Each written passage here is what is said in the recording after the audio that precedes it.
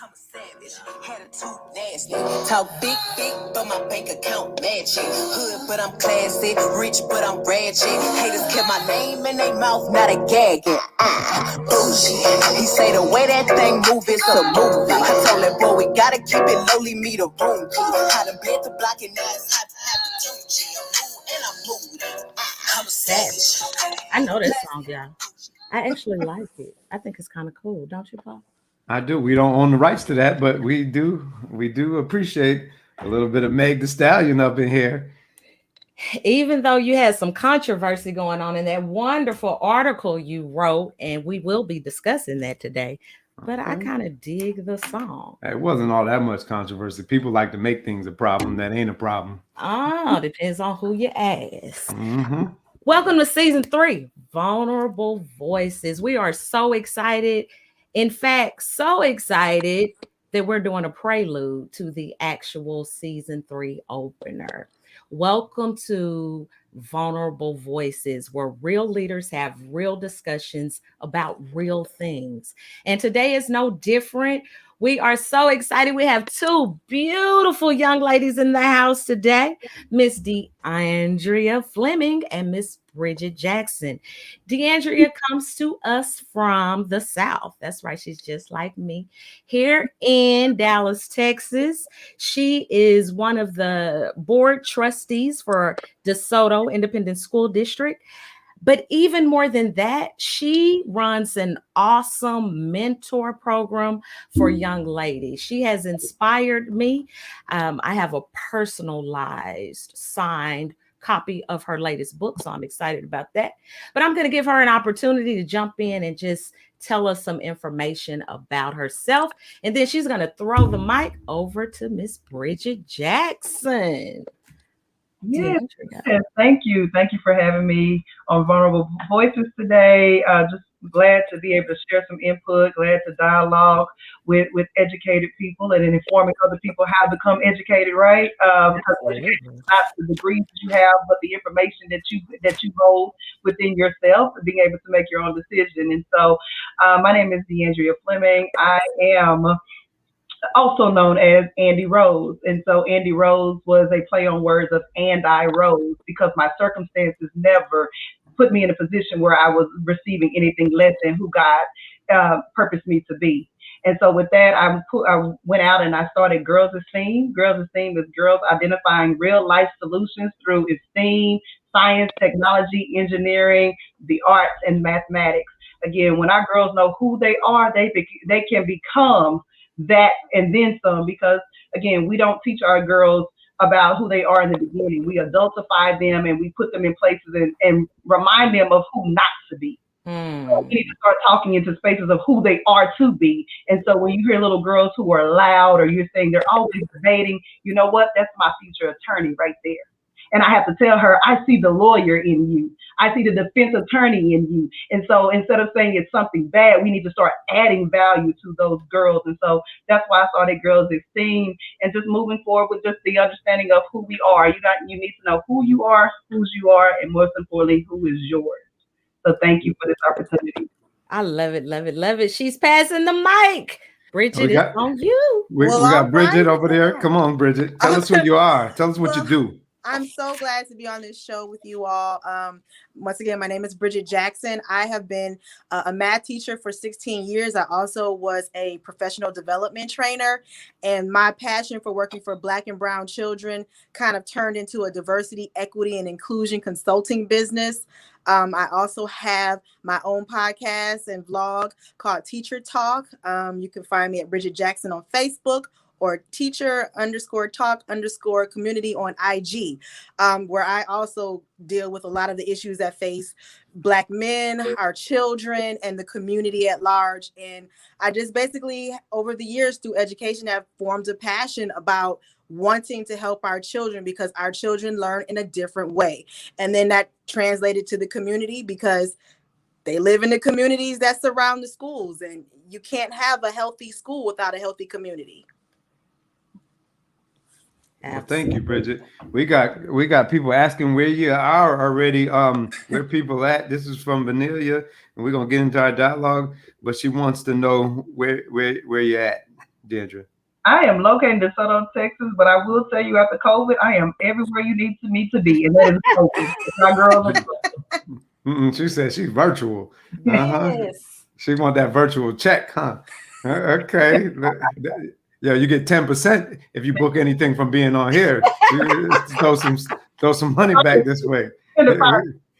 Yeah, so we're here to discuss some crucial topics tonight. And before we even get to the topic, if you notice that there was controversy in the title. So the title was More Cicely and Less Meg. And so the title was written very purposely.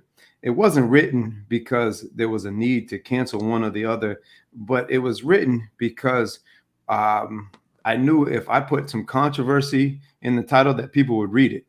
So what prompted this kind of dialogue is that I wrote this article, and the article, typically I get a decent amount of people reading the articles that I write. When I say decent, I get about 400 to 500 people who actually read the article.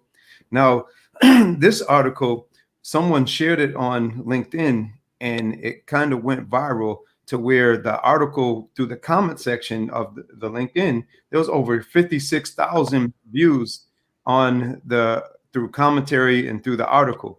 And so now normally I don't get that many reads on the article. I think, it was interesting to get that, but it was only the reason why it got that because there was a little bit of controversy. And what the truth be told is there was no meaning of meant to really create a controversy. It was meant to make people think. If you read the article really discussed how Cicely was a figure for the community who actually initially started off and took whatever role she could. She played all kinds of roles. She played roles where she was at times prostitutes or other things that might put but does put a Black woman in a negative light. But she got to a point in her career where she decided she wasn't going to take roles like that anymore, and that she was going to be conscious, that she was going to make sure that anything she did, she put the Black woman in a positive light.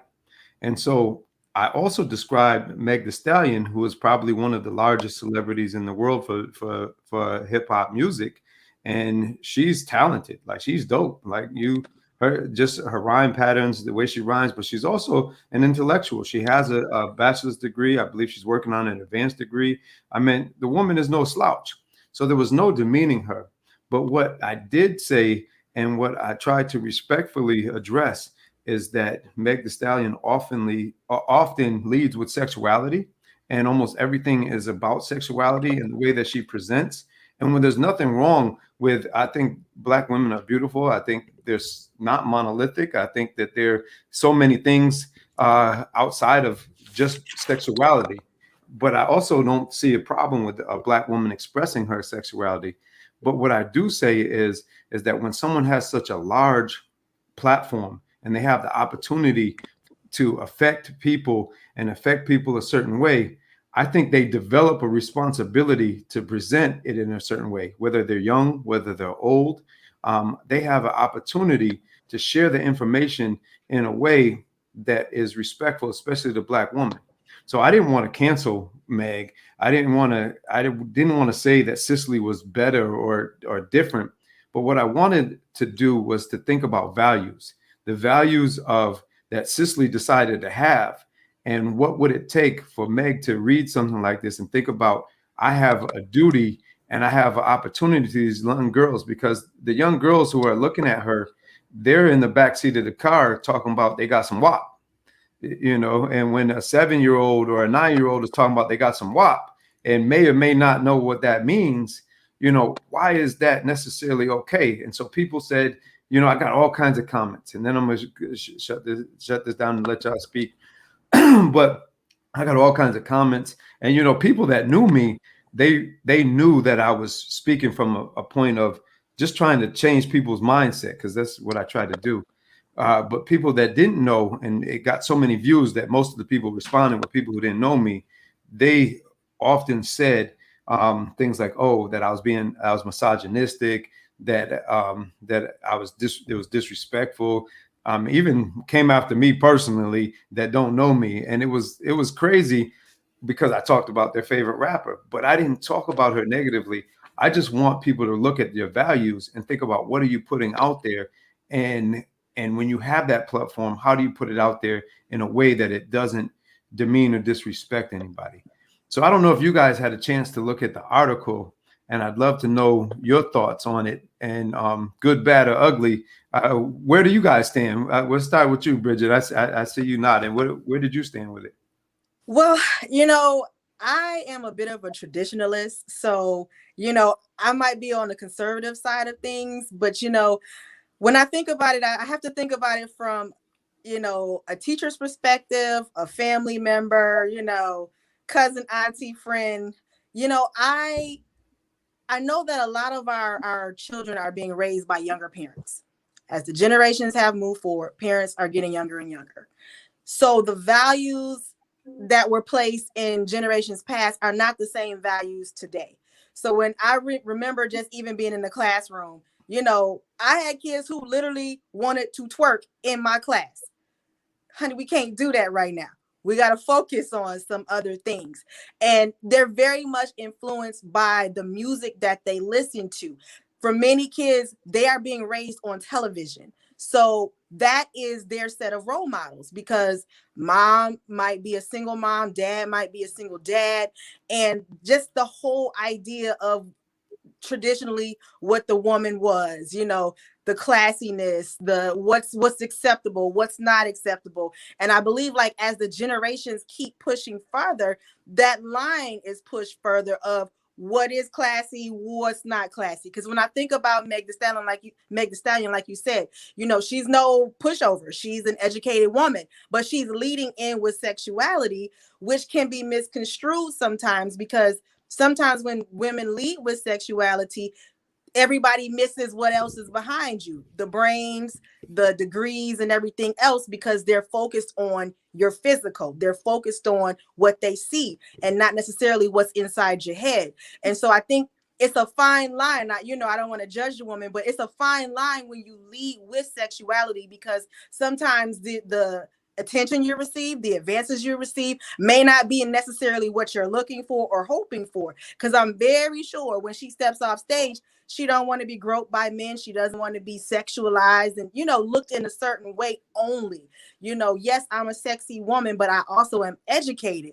But when you lead with one thing, you got to understand the responses you might get. When I think about younger girls looking at her as a role model, they may think that maybe that's the way I should lead.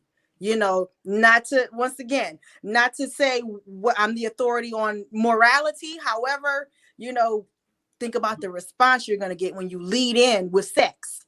Now, Right. Is it liberating in a way?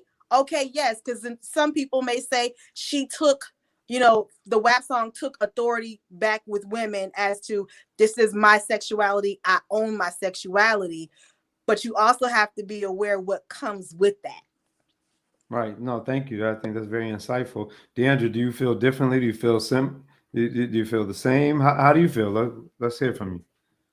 So I think when I look at it as, and I've been a teacher too, so educator for 20 years, taught middle school, high school, elementary. So yes, the exposure that our girls get is because they're looking for something to attach themselves to. And again, we've been taught we're a visual society. So we see with our eyes. And then, of course, we're a microwave society, so we want it fast.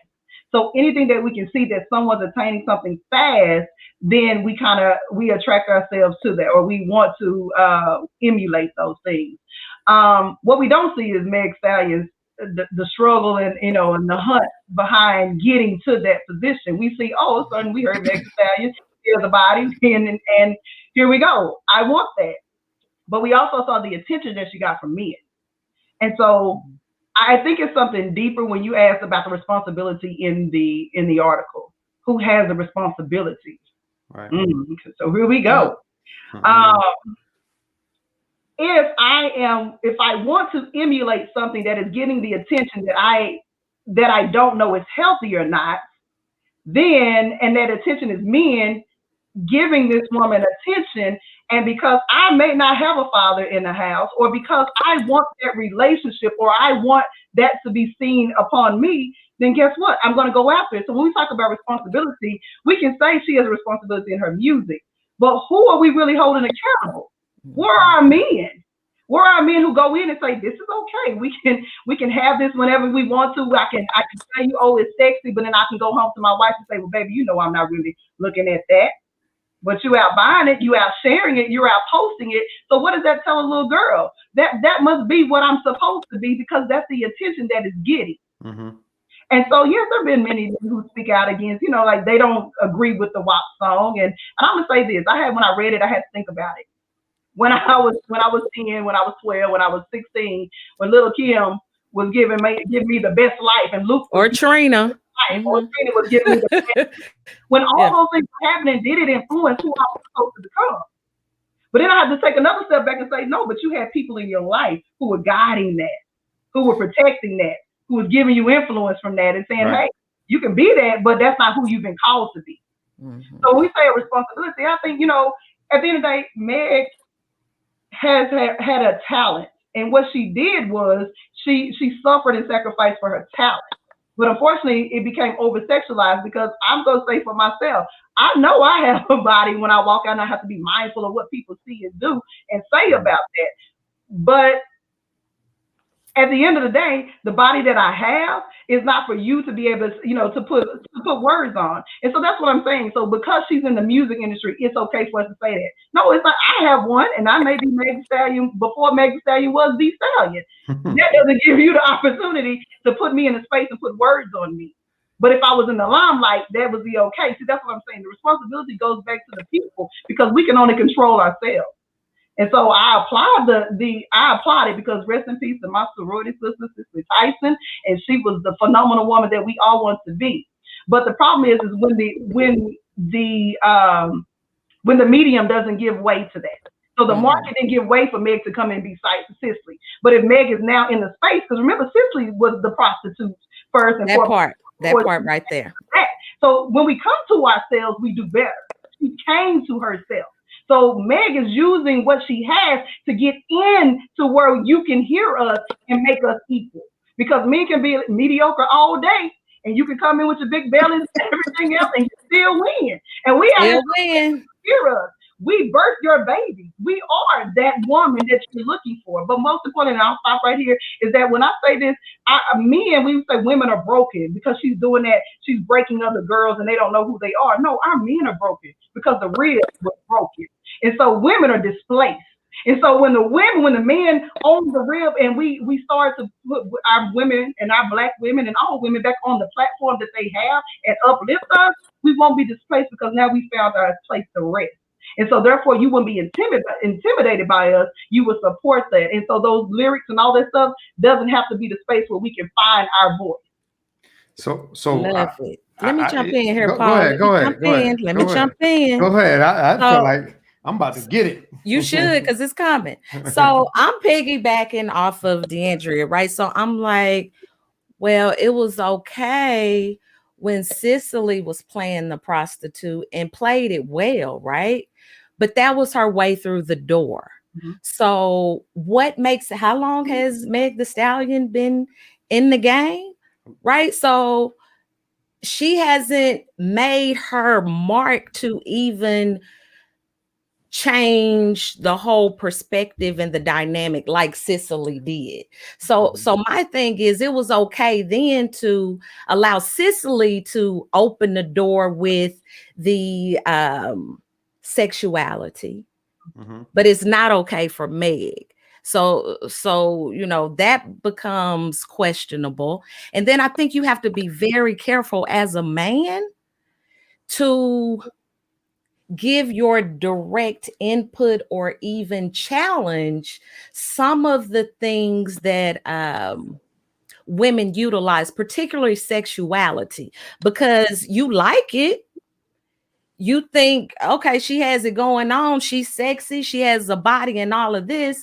But then you turn around and you bash it. And it's like, well, but it's a bad thing. And I'm not saying that the way she's utilizing it is the correct way. I'm just saying, as a man, do you even have a place to even be part of that conversation, because on one hand, it's a catch-22. On one hand, you like it. She's a bad chick.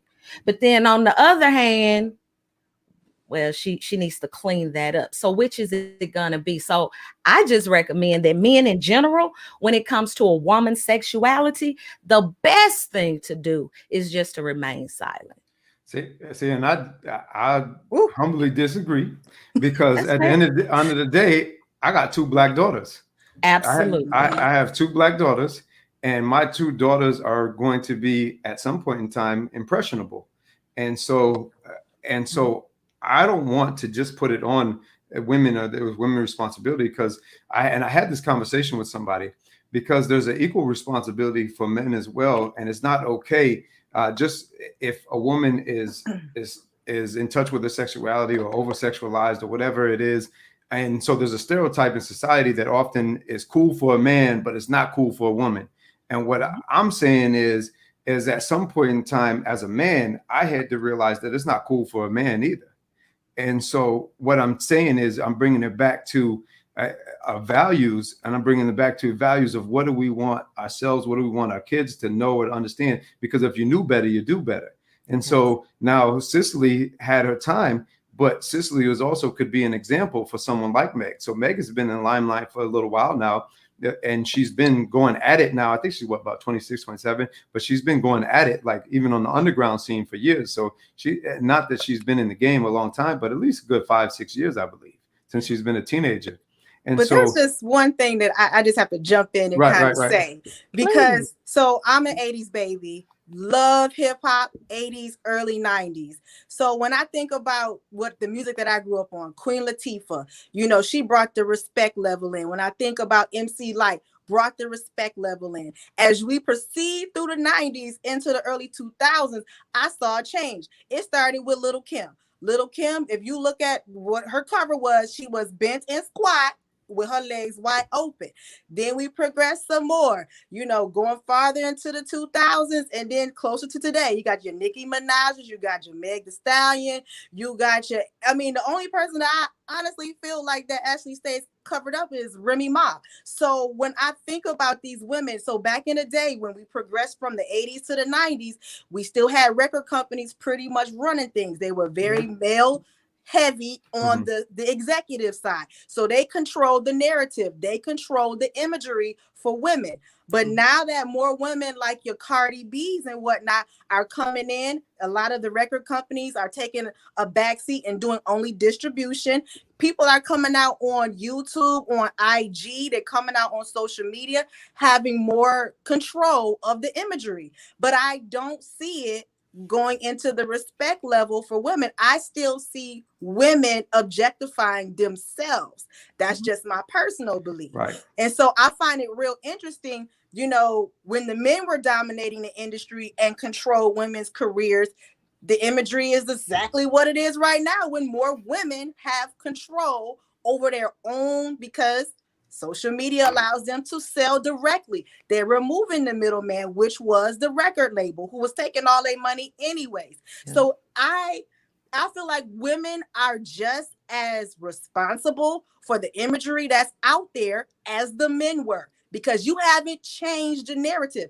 Now, is Cardi B hot? Yes, she is. But has she changed the imagery? No, she hasn't. So I have to fault women just as much as men. I feel like women and men need to come to the table to talk about what is it that we want our kids to actually see, because they feel like what's out there, that is what I should look like. That when they look at Instagram models, that's how I should wear my makeup. That's how I should get my lace front. And that's what they're doing. And think about that, and let's put it in a male perspective that might be a little bit of a similar equation. I think about some of the rappers that are popular, and some of the like Chicago rappers. They talking about killing this and killing that, and and our young males, this is what they're hearing, this is what they're seeing, this is what they're identifying with too often. And I remember going back again to where the 90s, when I was a teenager or whatever, and being in the 90s, I remember Mobb Deep, right?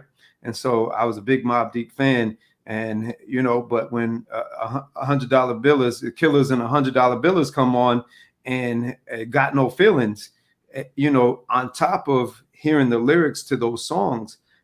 Okay, I was from a place where I didn't have, I came from a single parent household, raised in domestic violence, raised in the middle of the hood next to the crack house, raised in all kinds of poverty, drugs, pimp culture. This is what I'm raised with. So when I hear this music, and this is what I look up to, and I look up to this this artist because the music was hot, and this is who I wanted to identify with and be with and be like.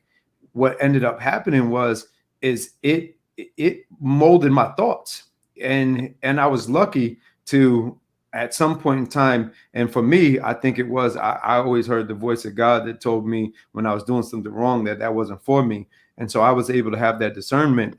I didn't have a lot of resources. I had some resources that were positive, but most of my resources weren't necessarily great.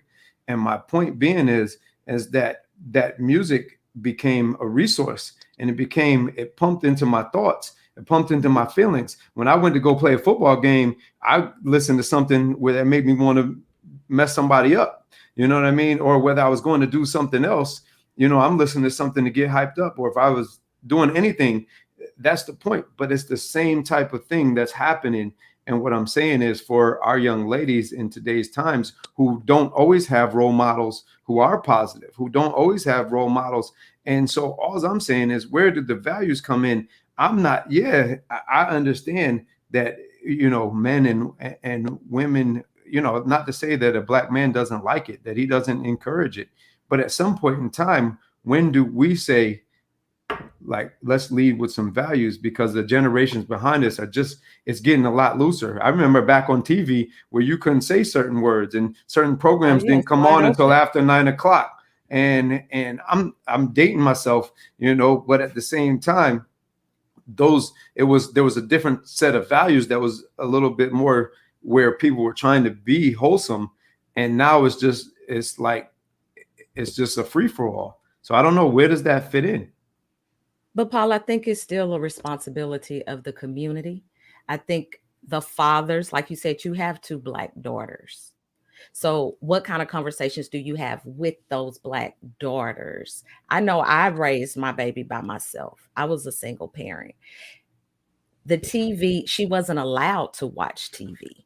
There were some ground rules. My child saw a show, and because she had read so much, she was amazed that the book was on TV. It was like this enlightening experience. But I think it goes back to the community, and to your point, when you're in a community and you're surrounded by that, when you're surrounded by the negativity and the uncaring desires, who guides you out of that? So how did you not allow that to influence you? And maybe that's the answer, because what we know is the commercialized media, things that we see on TV, things that we hear on the radio, is not going away, you all. Right. So rather than trying to push and force and shut it down, I think we need to have a different type of conversation.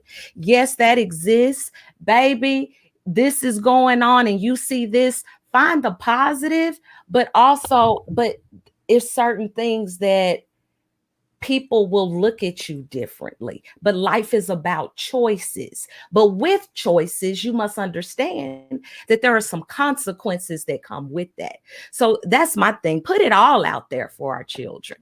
Like, let them stop. I just have a hard time when people try to impose their values and their truths on other people. My thing is, expose our children to it all, and then let's talk about it, because that's going to allow you to have a better understanding of who that child is and who that child may be becoming. So rather than shun them from it all, and I mean, I did that. I was like, nope, we're not doing radio. We're not. But rather than that, let's start to have a dialogue about this. You shunned her, and I just put a comment up from her and from your baby here, and you shunned her, but she's she's yours, but she's also very successful now and she's doing extremely well. And not all people have a Dr. Erica Johnson Allen as their mother. And so the majority of, especially the kids that we deal with, that I know that I deal with now, there's all kinds of parents, and there's great parents, there's phenomenal parents, but there's also a lot of kids that don't have that supervision and don't have the parents guiding them and telling them that. And these artists are their parents. These artists are guiding them. And so all I'm saying is, at what point in time do you take some accountability? Because the biggest thing we could change is ourselves. What do you think about what Justice has to say, DeAndre? You see this question here? I mean, and that's true. Sex sells. Like we fundamentally, so that was going to be my next, kind of pose to the group as well.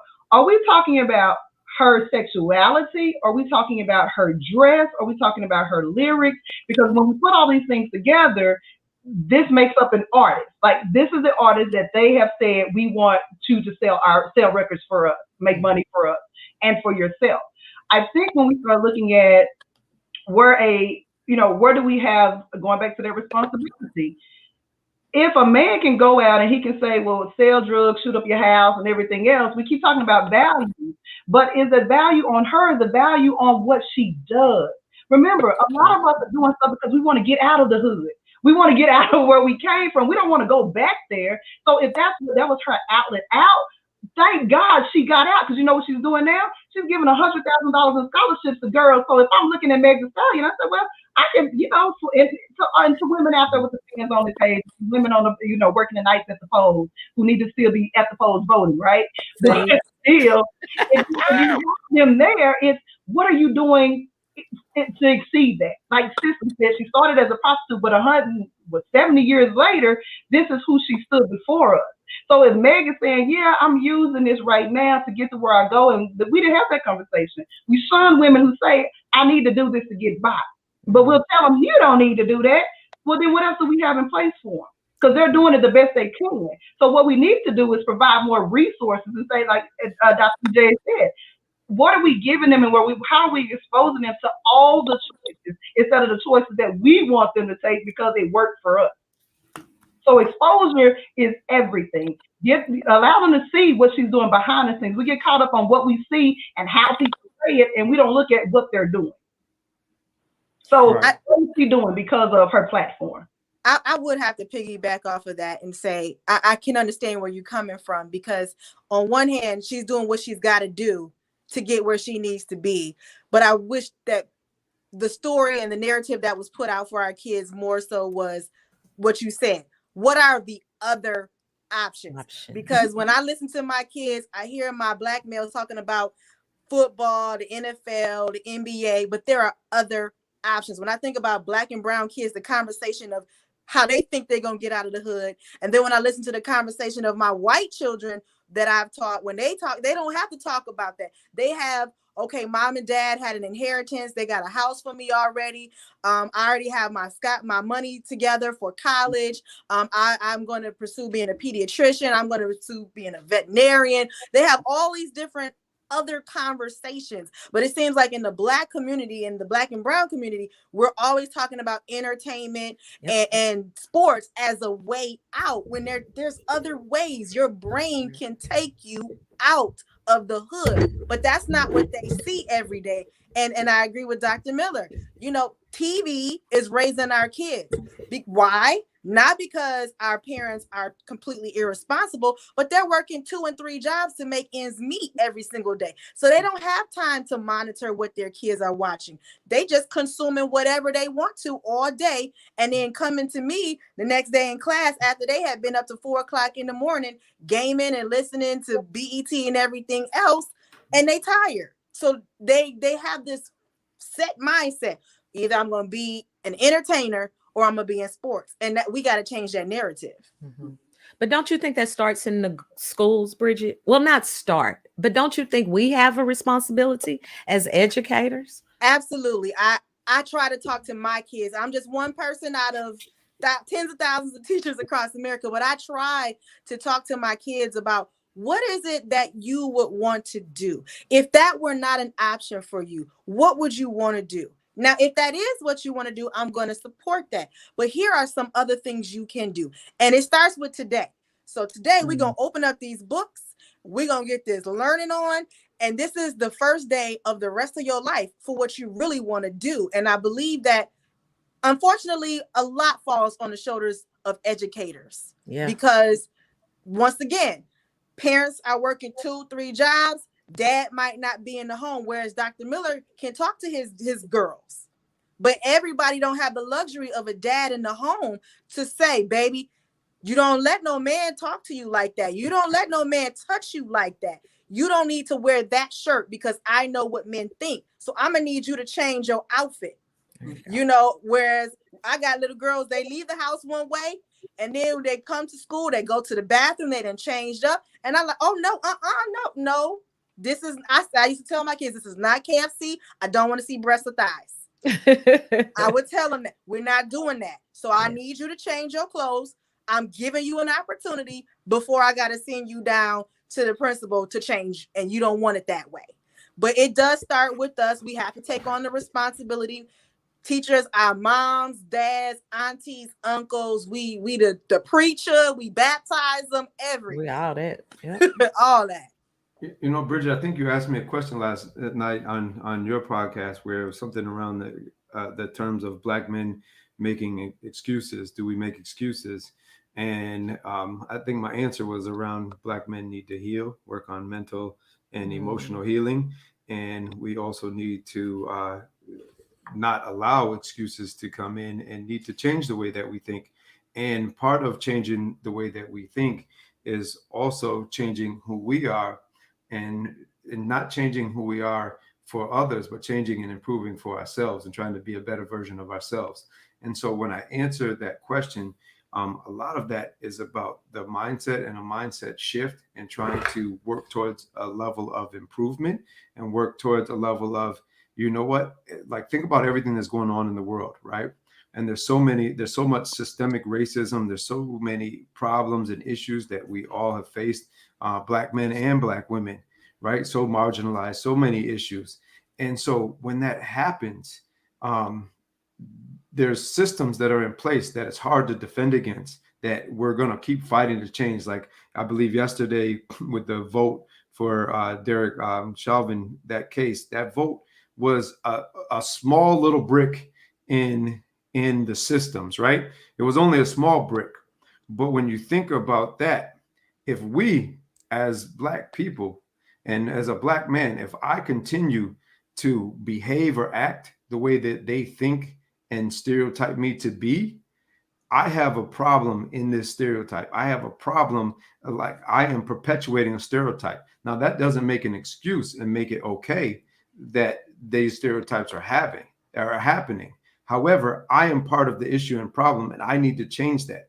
So I bring this back to you three as Black women and saying, okay, so if this is, if you feel similarly that you have a responsibility based on people's perception, and not just people's perception, but perceptions of society, to do things differently, because we know that since the days of time, since Black women were brought over to this country, that they've been sexualized, that they've been idealized, that they've been the master's concubine, and then you continue to push certain stereotypes. Where do you guys fall on that, Michael? Where do you think, and how do you change that narrative?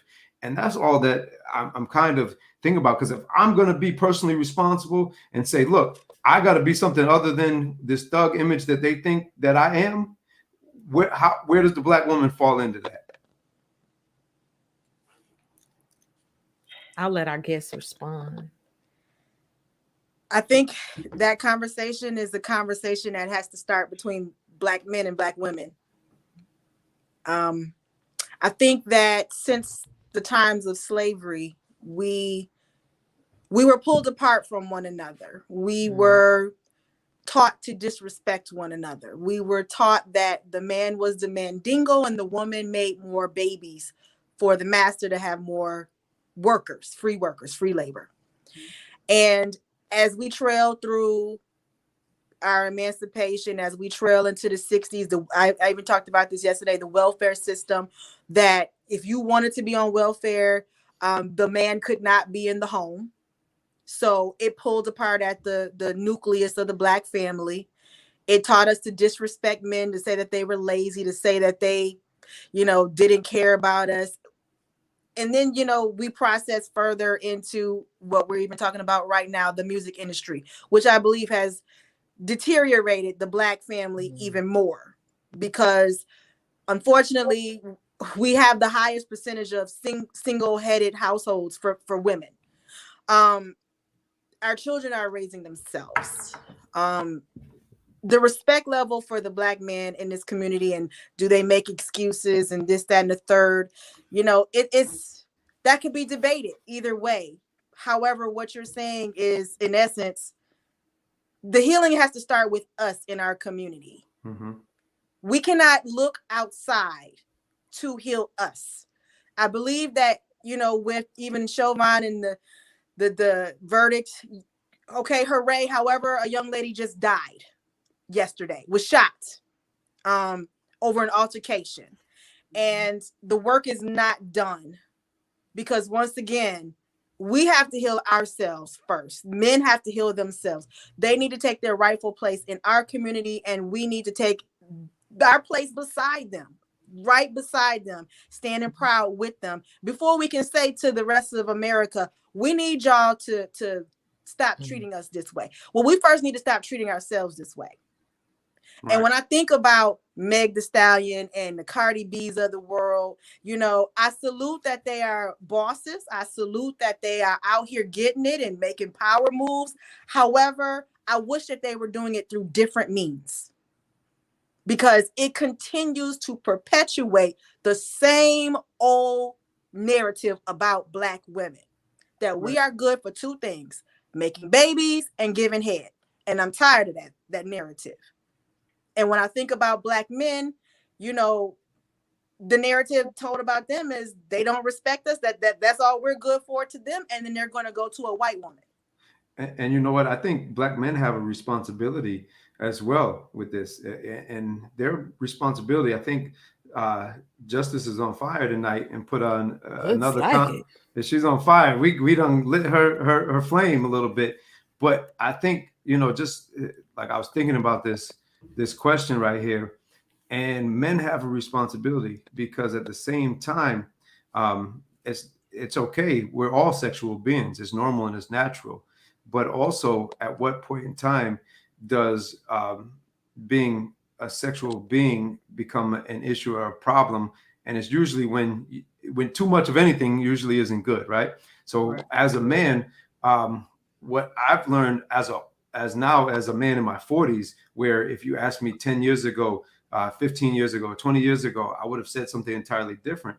If you're sexual with somebody, that's sharing a piece of your soul. Even if you don't tend to being with them, you're still sharing a piece of your soul. And so the more sexual you are, the more parts of your soul that you're sharing. And so at what point in time do men or women, and I'm specifically talking to men here, do we also identify and realize just randomly sharing a piece of your soul is not necessarily good? So yeah, this girl can wear whatever she wants to wear. Do you, boo? Like wear the shirt, but also understand that the responsibility that you have something that a man is going to idealize, he is going to sexualize, he is going to look at, and you don't have to give way to it. Be proud, but understand what comes along with that, and also understand, like you said, that the more that it's out there, the more that people want to do it. Anytime, like the ads that pop up on Facebook or pop up on your phone for that pair of shoes that you want or you've been looking for, the more it pops up, the more you're going to be likely to want to buy it. And it's the same thing with sex. It's the same thing as when for a man, when a woman is flying and those body parts are in front of him and he's constantly seeing, he wants it more. I'm not saying it's okay or it's his right to do anything with that, but at the point in time, what responsibility do we each have?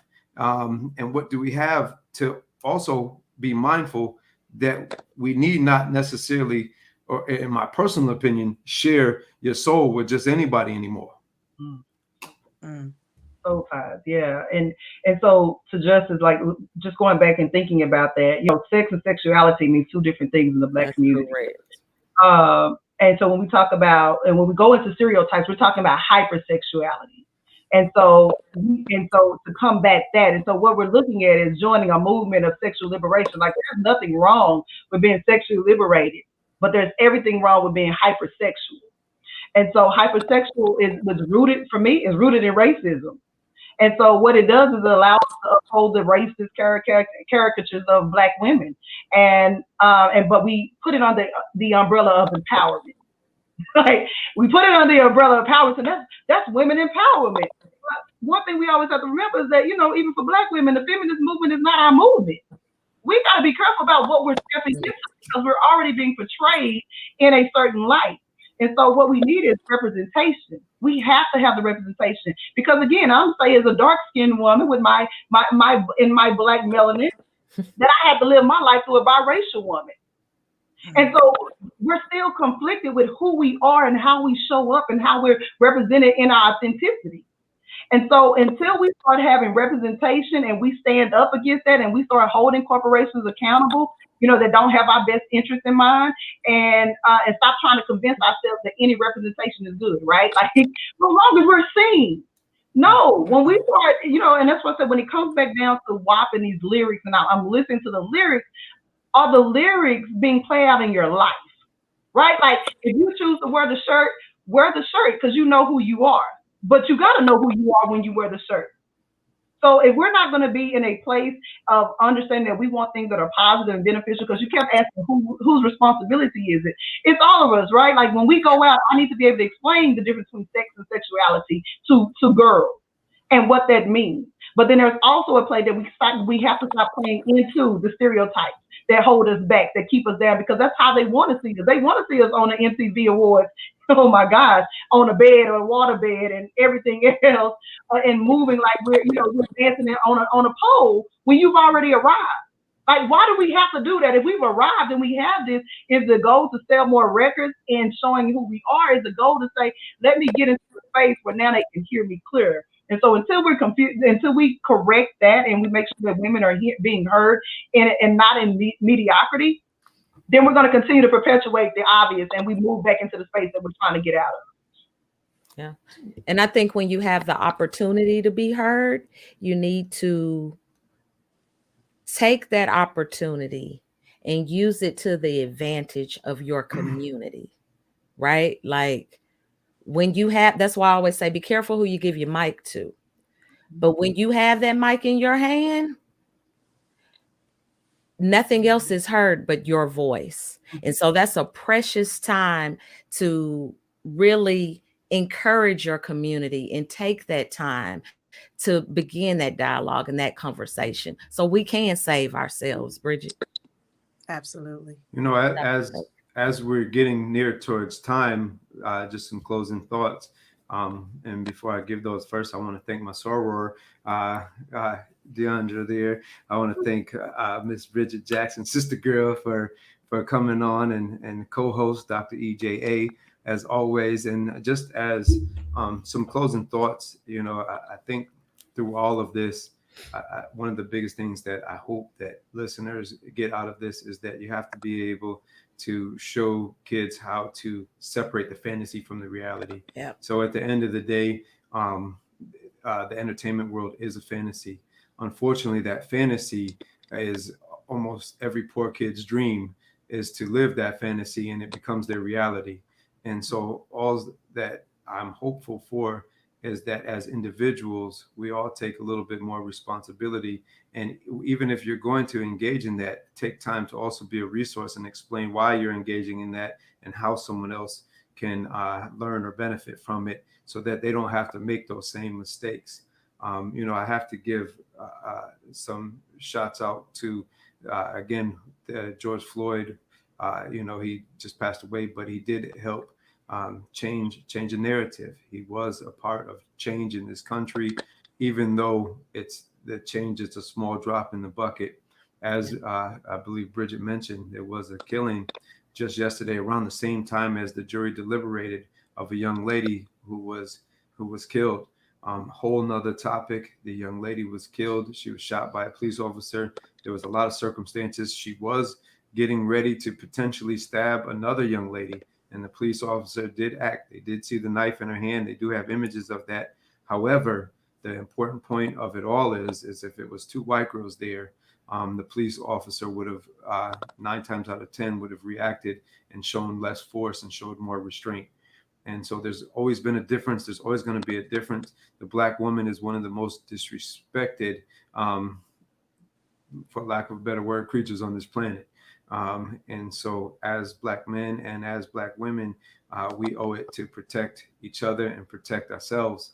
And I just ask that moving forward, we look on how we could celebrate and pick each other up and educate each other and not work to put each other down. Because again, the Meg verse Cicely wasn't about verses. It's really about a thought process and about a value, and thinking about how do we continue to put more values into what we do and whatever those values might look like to you.